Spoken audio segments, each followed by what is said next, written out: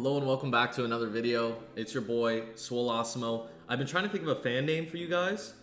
You know, the 253 of you that currently exist as of Monday at 7:50 p.m. But the Swolasa Bros, I think it's kind of good. Besides the point, what you came for, your receivers aren't beating man. Now, why aren't they beating man? Are you running the wrong routes? Are you not conscious of how they're shading? But what's really happening is something that's right under your nose, something that you have control of before even entering the game, before even thinking about entering the game. It's stats. Now, a lot of people think that route running, obviously route running is important. Route running versus man coverage. If I have 90 route running and your corner has 80 route running, I should beat him every time. And most of the time I will. But then why is it that my top end corners, top end receivers, my best receivers in mud, my best corners are getting burnt, and my best receivers can't beat man? It's because there's another statistic that's just as important as route running, man coverage for those interactions. That one is agility. Now, this is a theory that was brought upon by Madden. I'm going to leave a link to his YouTube channel in the description. He runs a website himself posting top-end tips on gridirongameplans.gg. Had to plug him up. He was the guy who actually found the theory or came up with the theory of agility really mattering in these interactions, and he was 100% spot on.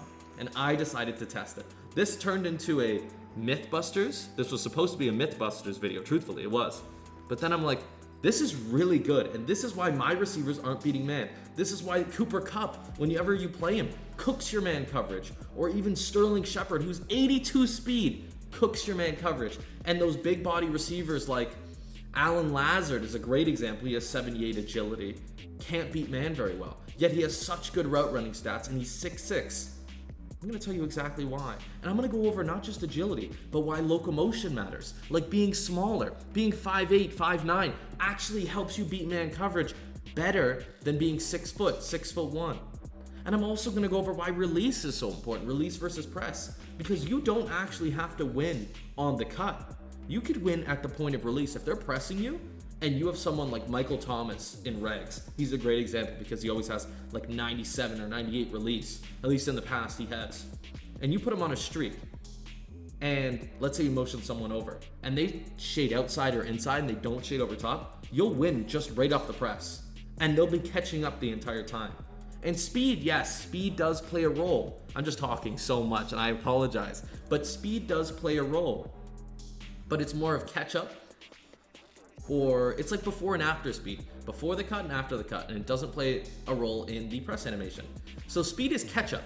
So if you have a 98 speed Perry Nickerson and a 90 speed or an 88 speed Michael Thomas will win on release, win on the route, and he'll be open in man coverage. However, if you throw it late, like most players do before they realize their guys are open and they don't throw it on the cut, for example, then Perry Nickerson could catch up despite having like 60 man coverage and this and that. It's possible. So this is not me discounting speed. I know a lot of people say, oh, speed doesn't matter. Well, they say speed matters, but some people say speed doesn't. Speed definitely matters for the before and after the cut. But release, locomotion, and agility, as well as route running, is why your receivers aren't beating man. Why you're picking the wrong receivers in mud. Why you're using the wrong regs team. Why you're using the wrong CFM team. But let's just go over it, because why believe what I say if I can't show you it exists? This Madden isn't a religion, okay? There's no faith in Madden. I have to prove it to you. And that's what I'm here to do. So I'm just gonna call Steelers cross and cover one hole. Now, I want you to note this. Zach Pascal is my current slot receiver. He's number 3. He's going against Avonte Maddox. Zach Pascal has 90 short route running, 90 medium route running, 90 deep route running. He has 90 speed and 90 excel, and he's 6 foot. Avonte Maddox is 6 foot, 85 man coverage, 85 agility. Zach Pascal, though, has 70 agility. Now let's take the average of those two. If Zach Pascal has 90 short route running and 70 agility, his average is 80. For that is what determines who wins on the cut. Now, Avonte Maddox, though, with 85 agility and 85 man coverage, has an average of 85. So you'll notice, despite Zach Pascal beating him in that short route running spot, having identical speed, identical release versus press, you'll notice that Avonte Maddox will cover him pretty well for a slant route that's supposed to beat man. Now I'm just gonna set this up so they don't bump into each other, which will happen a lot during this video because bumping in press or press defenses happens so much. So I'm actually gonna send blitzes at myself. I might get sacked, but I do not want these guys to get bumped because I wanna show you guys some good examples. So here we are, Zach Pascal, once again, that average of 80 versus Avonte Maddox, that average of 85. So right here, you'll see Avonte Maddox catch up immediately. Same speed. There isn't a before and after here. He didn't lose on the cut. This is a slant route with 90 short route running versus 85 man coverage. He should win this according to the popular theory that it's just route running that matters. You'll see him press. So the release was the same. They have the same. Zach Pascal has 80 release and Avonte Maddox has 80 press. So the animation there should have been neutral and it looks neutral. So he'll cut. And Avonte Maddox is just ready. He's ready for the slant. You could probably throw it like right there with a precision pass, but a slant will always be open that much. But at that point, Avonte Maddox is covering ground quick. He doesn't lose on that cut. And this is no shading. So if I shade it inside, of course it's gonna play better. Shading is important, don't get me wrong, but identifying shade is a skill in itself. If you see someone shade inside, shade outside, you'll notice it on the outside guy there.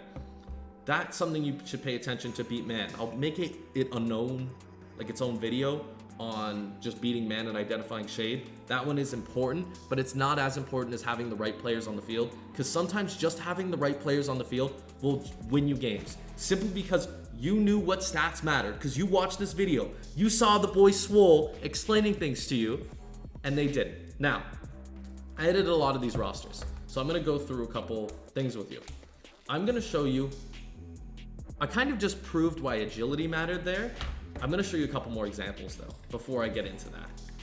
So I'm just gonna do the same thing. I'm just gonna slant, the route combo looks like that, press, blitz them all so they don't run into each other.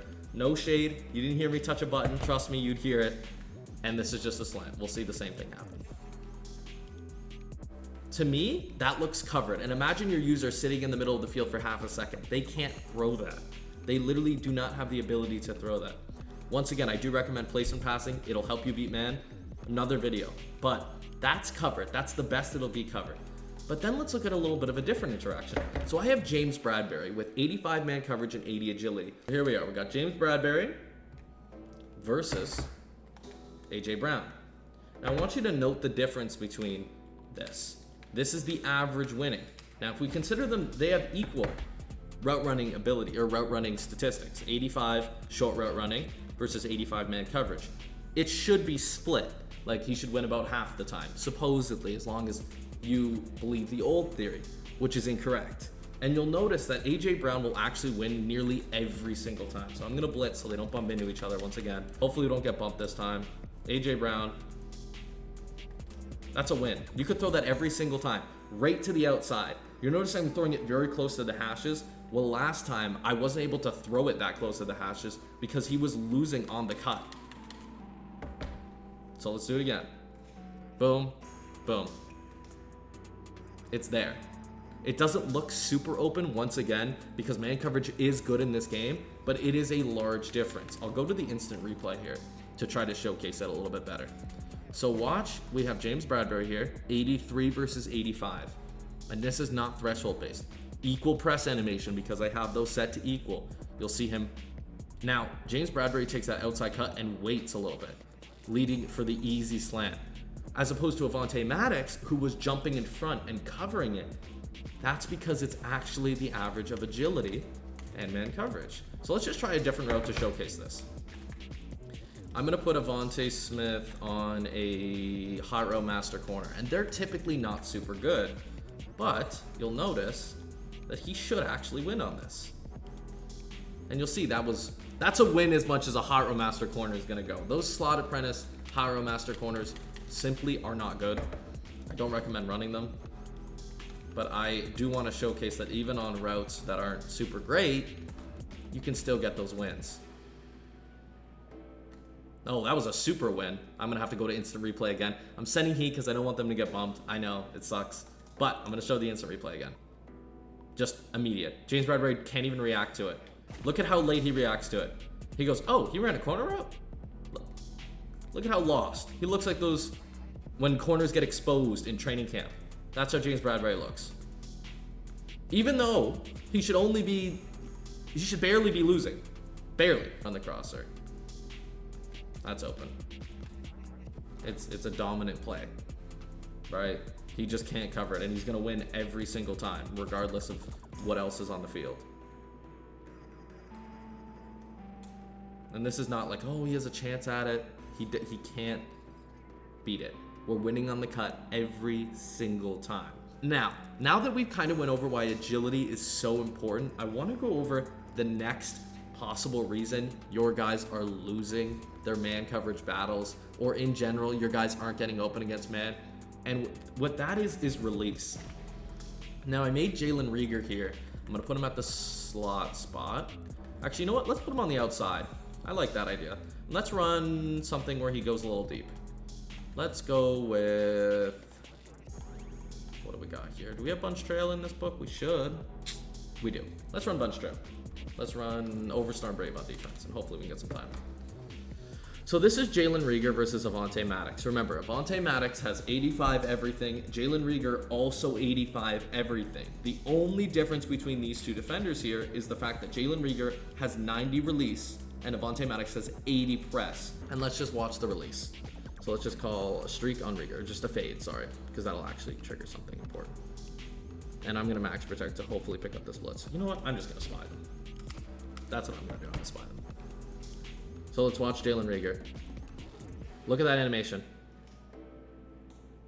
Look at that animation, and that precision pass was fantastic. I just want to say that was perfect. But I want to showcase this animation on this fade here. This will also determine who wins. So this is Avonte Maddox. He looks like he's shaded to the inside. He gives us an outside. We get a little double move. Those old style, not even old style. It's like the training camp. It's like NFL training camp. We get the little double move and outside. And that's an easy lob. Remember, we have equal speed here. We can easily placement pass this, put it to the outside, and get an easy dot. Now the last thing, and this is what I think is relatively minor, and I want you to do it at your own kind of caution, is short receivers. Dudes with lower locomotion tend to take more steps, which allow you to get a little bit more free space. I'm gonna showcase something where I have the identical receivers, except Quez Watkins is 5'10", and Avonte Maddox is 6 foot. So we're 2 inches shorter. However, that gives us just a little bit of a lower locomotion and ends up being the tiebreaker between Avonte Maddox and Quez Watkins here. So we have Avonte Maddox versus Quez Watkins. Remember, Quez Watkins has 85 agility, 85 short route running, 85 medium route running, 85 deep route running. Avonte Maddox, 85 man coverage, 85 agility, everything is the same, even their speed. The only difference is Quez Watkins is a little bit shorter, leading him into that lower locomotion. It's a tongue twister, lower locomotion. So let's just call this same thing. So right there, you'll notice that we didn't win in anything there. We didn't win on the press, we didn't win on the cut, but since we're a little bit, just a tiny bit, shorter, which gives us that lower locomotion, we get those extra steps. So it's almost like you see Avonte Maddox taking these long steps. For every one step Avonte Maddox takes, it almost looks like Quez Watkins is taking 2 or 1.5, allowing him to get that extra little jolt to catch it late. And that's kind of what I have to show you. I don't want to go too in depth. I could show you every route in the game, but I definitely would recommend you guys to lab it a little bit. Make sure that you see why things are working. This is the best way I could showcase it. But let's summarize right here, just to summarize, and I'll see if see what I can do here. Agility and man coverage versus agility and the route running, depending on the route. If it's a slant, short, crosser, deep, short corner, medium. You get the point. You take the average of those, and that determines who wins on the cut. Who wins on the press animation? That is release versus press. Whoever has the higher release or the higher press will win that animation. And the last thing is very minute, especially when you kind of want tall receivers so you can egg it if you throw a pick. You don't really want to live by that, but I do recommend shorter receivers. Let's say you have someone who's 5'10" and 6 foot. You're not really agging with 6 foot, and you really want to beat man. You really want to beat man. Having a guy with some lower locomotion, aka shorter, will help you beat man coverage. You may not be able to get those eggs, but at least he'll be a little bit more open, which kind of counteracts the need to get that aggressive catch.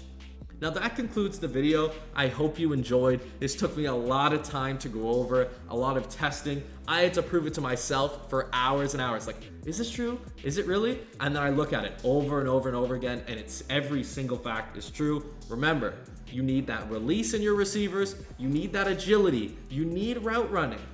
Being a little short can help. You know, it's the motion of the ocean. Size in this case of the receiver does matter. And I'll conclude with that. If you enjoyed, definitely hit the sub on the channel. Drop a like. You know, it helps me. It helps other people struggling with man. You don't want these bums to be hurting other people just in your position. So like the video. It helps me out. It helps other people out. If you don't like other people, you know, drop a comment. I don't like other people. But anyways, peace out. Thank you guys so much for watching and have a great day.